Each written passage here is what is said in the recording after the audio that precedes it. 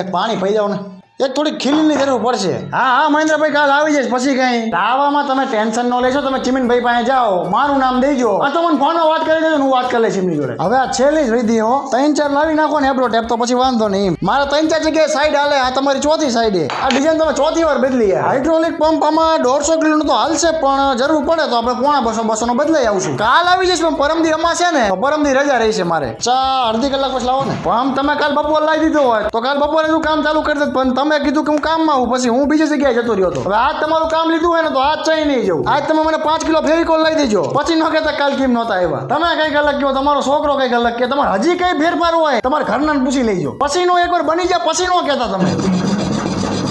મને મારી બેડા કામ કરવા છે તમે માથે માથે ન બેહો ફટાફટ કઈ ન થાય ફટાફટ કરીશ તો તમારું જ કામ બગડશે પછી તમે કહેશો કામ હરકું ન કર્યું